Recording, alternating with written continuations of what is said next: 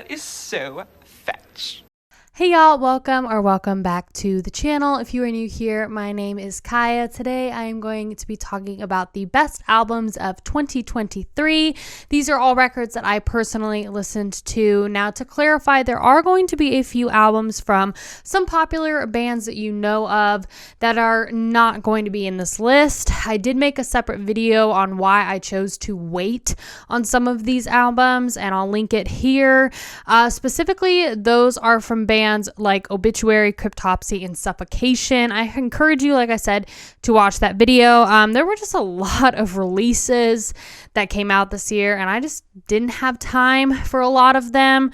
And also, I felt like I needed to listen to older discography first before I really dove into brand spanking new albums from some of these bands. But the list we have today is pretty diverse, and I'm excited to talk about it. There's some of the most popular releases, obviously, that came out this year, as well as some really solid underground takes that I'm excited to share with you, like I said. So without further ado, let's get into this. Starting at the bottom with my only most disappointing album release this year, and that is going to go, unfortunately, to Cattle Decapitation and their record Terrasite. This is a hot take, and I know some of you are about to click off this video, you're punching your screen, and you hardcore disagree, because I know that this album is like some of y'all's best records of the year. Like, this is like top tier for a lot of you. I mean, Cattle Decap is huge.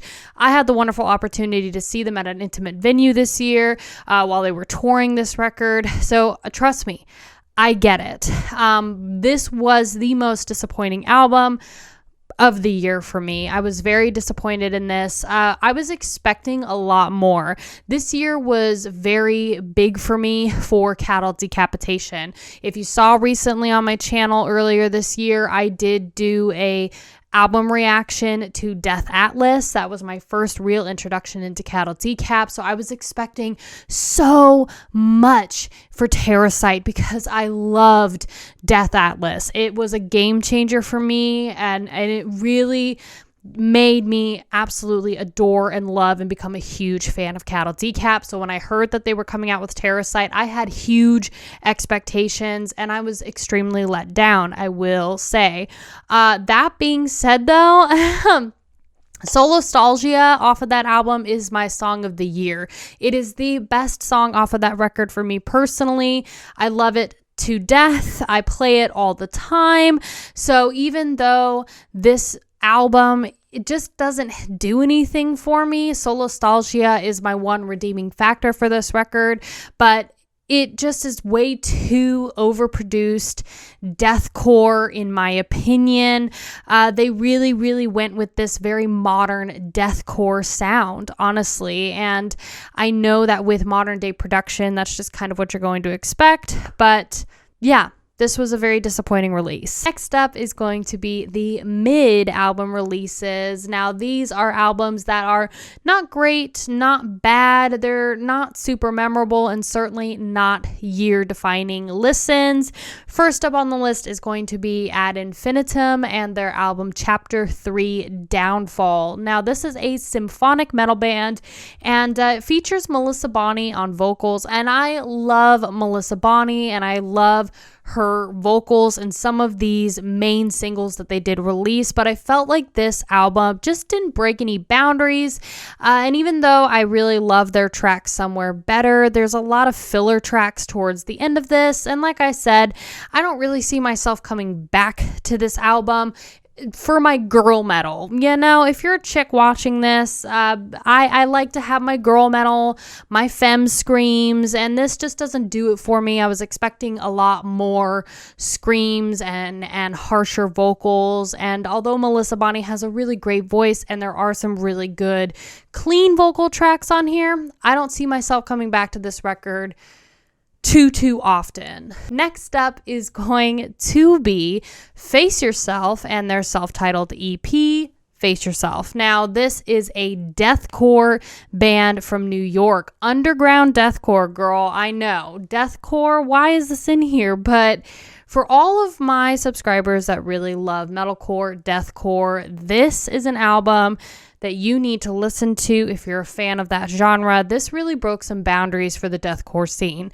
Nobody expected this release, and it's been talked about and played and viewed so many times on YouTube, and I honestly don't think that Face Yourself was expecting the amount of attention that they got from this EP. This is a very, very strong underground release for the deathcore scene, and I'm excited to see where Face Yourself goes. It's a chick lead singer, and girl, she's right up there with Travis Ryan in vocals. Like, she kills it in this EP, regardless of what you think about deathcore. She's got a killer voice, and it really is exciting to see it. So I'm excited to see where Face Yourself goes.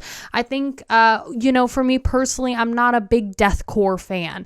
If you've been watching me for a while, I like my death metal. I like my grindcore, death grind. Those are the things I listen to. Not huge on deathcore, so I put this in mid because I don't see myself coming back to it very often.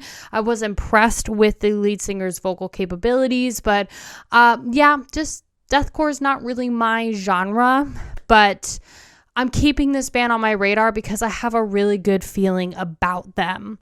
Next up is Within Temptation and their LP Bleed Out / their EP Ritual. Now, Ritual is the kind of sister EP to Bleed Out. It features all of the singles that Within Temptation released for their record Bleed Out. It's kind of an interesting move that the label decided to make. It doesn't really make sense, but to each their own. But Within Temptation, this was mid. I feel like this was a lot more like pop metal than I was expecting it to be.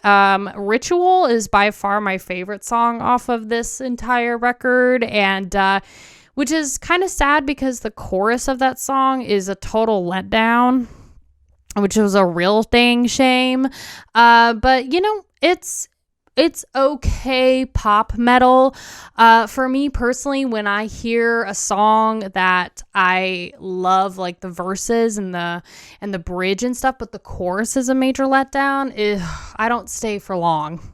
So Within Temptation, you're going in mid. You're not great, not bad. It's just not the most memorable. Now we are on to the good releases for this year. Now these are albums that were decent listens. I might go back to them, I might not, and there is some replayability here. So the first on this list is going to be grindcore band Rotten Sound and their album Apocalypse. Now this, girl, if you watched my album reaction, I did partner with Season of Mist for this, and it was intense.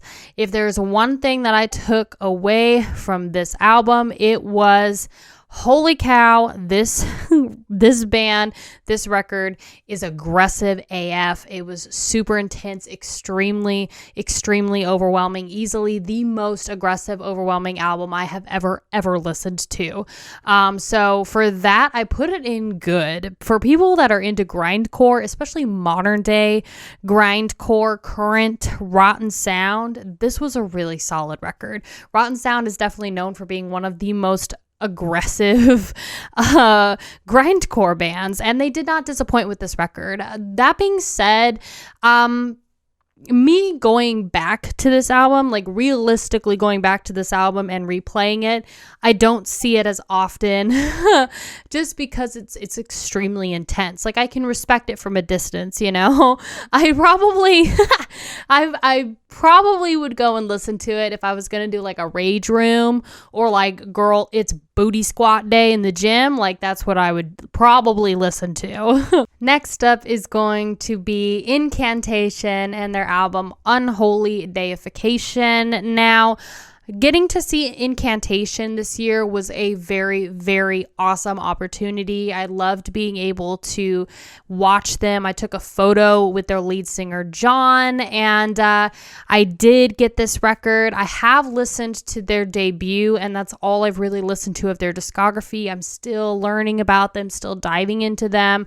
I prefer the older sound of Incantation, and I think a lot of people are kind of in the same boat as me. I think that they prefer a little bit more of the older school Incantation that was a little faster, a little bit more classic old school death metal, whereas this current album, Unholy Deification, I feel like is a mixed bag for some people because it is slower paced, and some people just don't like that. Now, I'm a fan of death metal. I like all kinds of death metal, so I did enjoy this album. I lack the slower paced death metal too, girl, but overall, I think it's good. I think I would replay it. I think I would come back to it because it's Incantation. But do I think it's the most like groundbreaking Incantation record? No. Do I think it's the greatest record that they've released? No. And I certainly don't think it defines this year for metal music. I do think it's a good listen, but definitely their debut, at least from what I've listened to, is stronger than this recent record. But go and see Incantation live. It's definitely worth your money. Next up is another big release. This is going to be Cannibal Corpse and their record Chaos Horrific. Now, this is another hot take. This is another album that is going to be on a lot of people's number one picks for the best release of this year, and I respect that. I am a huge Cannibal Corpse fan. If you've been watching my channel from the beginning, you would know they were the first metal band I ever listened to, so I'm a little biased because I love Cannibal Corpse. I love Corpse Grinder, and I'm diving into their entire discography and starting an entire series about them. So this is a record I was very excited about. I own it on vinyl. I own it on cassette. I love the artwork. I am not the biggest fan of it, and that's okay. So Cannibal Corpse is kind of one of those bands that, for most people, it doesn't disappoint. They're very standard death metal. They every time they release a record, it's very much just a standard. You get what you get. Cannibal Corpse record. It's not ever really breaking the bounds, but it's never really fall on your face flat, god awful trash. You know, it's usually pretty middle ground, and I feel like this is kind of in that boat. Now, this was not a memorable album by any means for me. I was quite disappointed in that. I wanted to like this album a lot more than I did. I walked away from their previous record, Violence Unimagined, really enjoying that album. I came out of that record with at least one song for sure that I could name off the top of my head, that I listened to all the time, that I got stuck in my head all the time, and I just didn't get that experience with Chaos Horrific, and that was a little disappointing. I think the record overall in production is great. I think, again, the artwork is great. Corpse Grinder sounds amazing. It just didn't do very much for me. You know, it was just a little boring, and didn't hit me as hard as Violence Unimagined did. Now, I did keep it in good because it's still a good, solid release from Cannibal Corpse, but it's certainly not the most memorable out of their entire discography. Next up is all of the releases in the great category. So these are albums that were very memorable that I will definitely be coming back to, and ones that I felt were very strong releases for the year. They weren't necessarily like year-defining records, but they are almost there. Now, the first record I want to mention is Ontological Mysterium by Horrendous. Horrendous is a prog death metal band, and I loved this record. I did a reaction to it with Season of Mist, and woo! this was a strong release. For progressive death metal, modern, current, horrendous, I really enjoyed it. It provided everything that I really enjoy about this genre. Now, I did get an essence of Archspire, which I know is a kind of deathcore-esque band. Like I mentioned earlier with Cattle Decap, you're going to kind of get that with this sort of current day modern production style that's a little more on the clean side, but it doesn't really affect this album at all, in my opinion. This is a really strong release. It was the first album I ever listened to of Horrendous, and I was thoroughly impressed with it. It was a really great listening experience, and I highly encourage you to listen to it because you got some instrumentals in there. They play around with a lot of different beats, tempo changes, instruments. There's instrumentals, and it's overall a really great listening experience. So next up is going to be melodic death metal band Insomnium and their EP, The Songs of the Dusk. Now, this EP is all of the deluxe tracks off of their recent album from February of this year, which is called Anno 1696. Now, quick disclaimer, I have not listened to Anno 1696 yet. I have only listened to the EP, but kind of my reasoning behind that was the album is really long, but I was also contemplating saving that record for like a reaction or something, and I just never got around to it. But I heard that they were releasing this EP in November. I did put it in my November releases. I was really excited about it. And going into the EP, I didn't know that it was the deluxe tracks off of Anno 1696. I thought it was its own separate thing. So I actually learned in the reaction that this was the deluxe tracks, and they're really, really good. Now, I'm a big fan of Insomnium. They're the perfect melodic black death metal sad boy music for me. I love to listen to them on rainy days when I'm just in that kind of melancholy mood.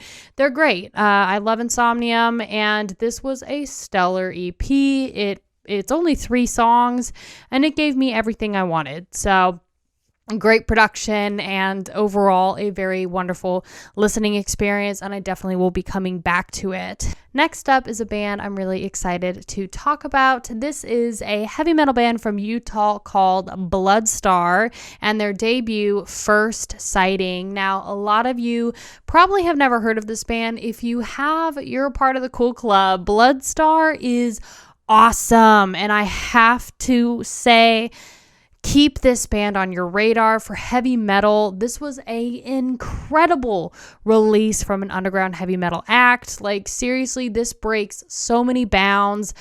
Female lead singer, and she does a phenomenal job. This entire record is groovy. It's awesome. It's just a great listen. It's fun. She's got great vocals, great guitar riffs, breakdowns, everything that you could want with heavy metal.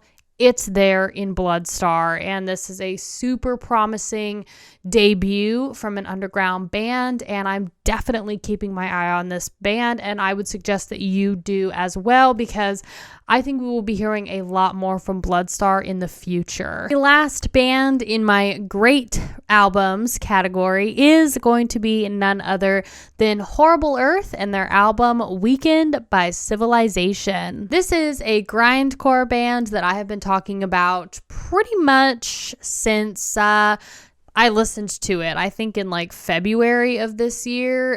This was one of the first grindcore albums and bands that I listened to, and it freaking blew me away. Now, Horrible Earth has sent me this record on CD. They sent me some t-shirts. I've unboxed them on my channel. I've talked about this band so many times. If you're a fan of grindcore, if you like underground grindcore, you need to listen to this album. It is so incredibly fun. It is produced very, very well. There are just interludes out the wazoo. It's like Mortician, but instead of horror movie samples, it's like it's like a meme sound, like all these different, it's not memes, but it is memes. It's all these like vocal samples and TV samples, and it's just fun. It's just fun. One of the most memorable ones is this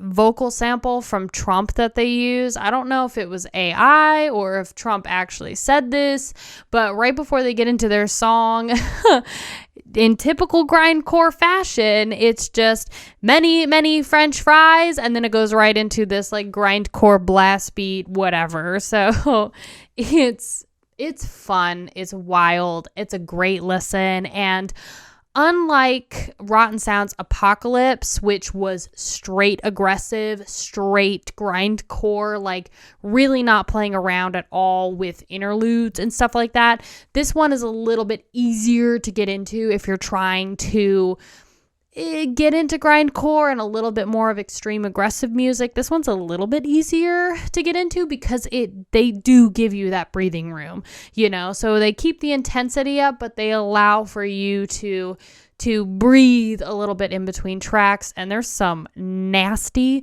breakdowns in this album. So I highly encourage you to check out Horrible Earth's record, Weakened by Civilization. It's a killer album. All right, lastly, we are going to get into my picks for the best albums of 2023.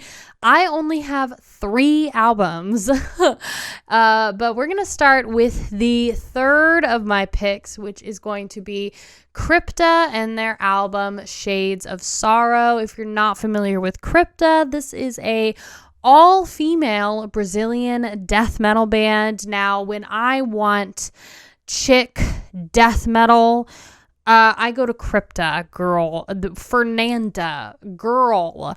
She's killer on the vocals, the bass, everything about this album slapped me silly. There was really only like 1, maybe 2 songs on here that were a little flat for me, but even then they were still pretty solid. The highlights for this record for me were absolutely the instrumentals, the interludes, Fernanda's voice, the grooves, the production. Everything about this album was stellar. It was such a killer record for this year. Crypta really shined with this album. This is their second album. I know that one of my Discord members and mods, Russ, said that he got to see Crypta this year and it was phenomenal. So I'm really hoping to catch Crypta at some point in 2024 because I want to see these ladies perform. Shades of Sorrow was great. I highly recommend you listen to it. Next up on the list, my second favorite album that came out this year is going to go to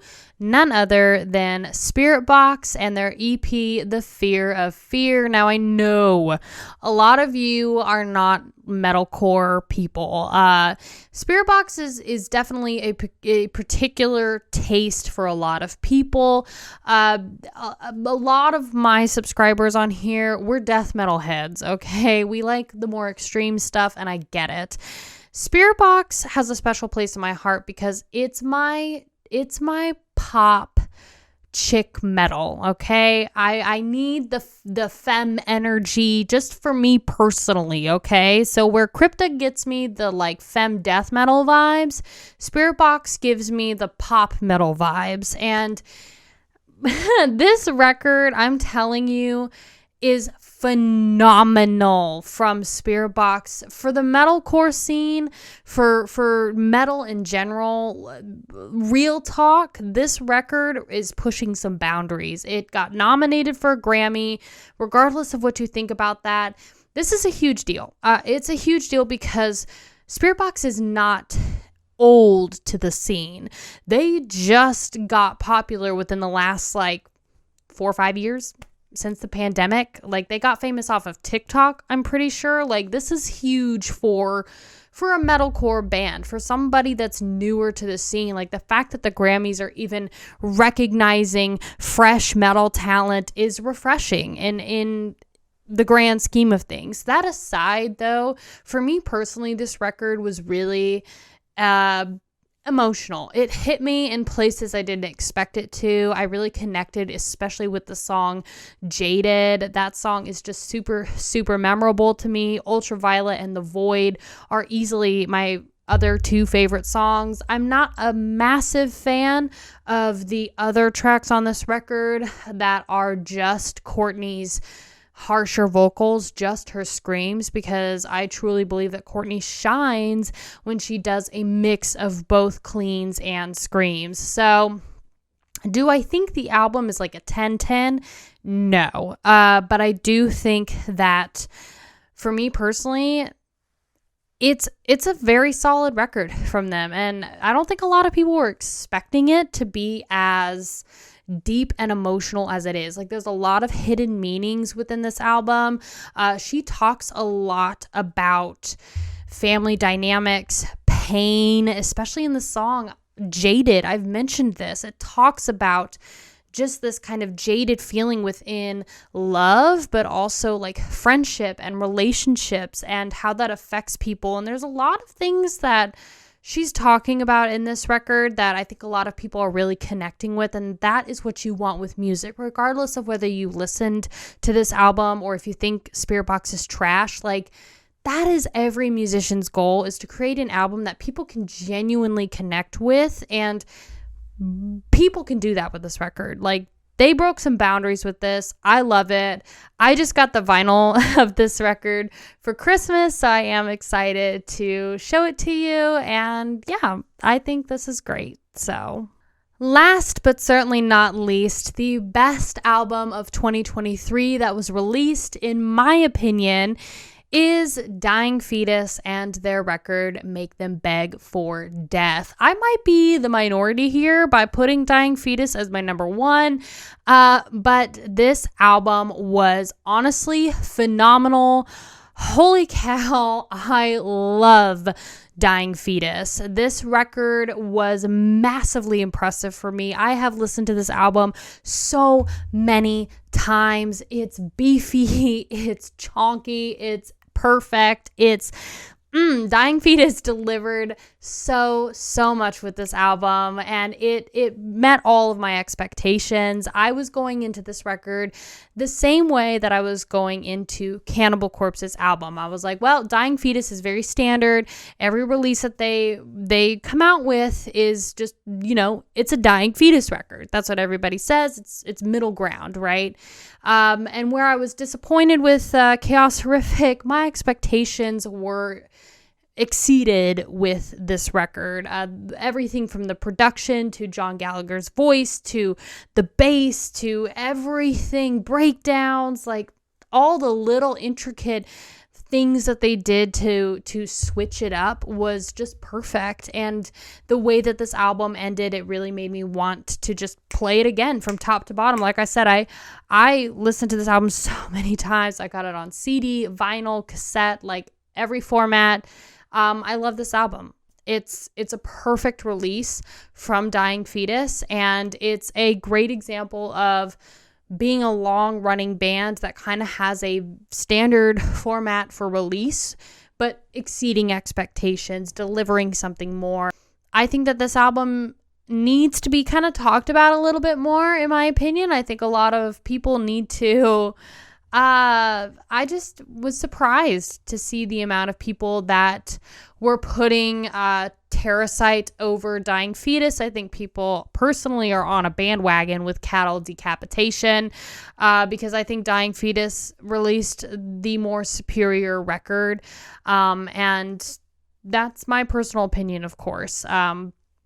That being said, I'm really hoping to catch Dying Fetus next year in 2024. I want to see them live. I've been wanting to see them live since the first time I listened to them, which was also documented on my channel in a reaction if you're interested. But yeah, I've been a huge fan of Dying Fetus since I listened to them, and I loved this record. It is easily the best album release for me of this year. So that's going to do it for my list today of the best albums released in 2023. What are your best albums? What were your worst albums? What would you put as your top 3? What's your number 1? Any underground picks in there, or is it all just famous names. I would love to hear your thoughts. If you liked today's video, don't forget to give it a like, subscribe to the channel if you want to see more videos like this, and let me know what are you looking forward to the most in 2024? Anything exciting? I can't believe we're already here. How?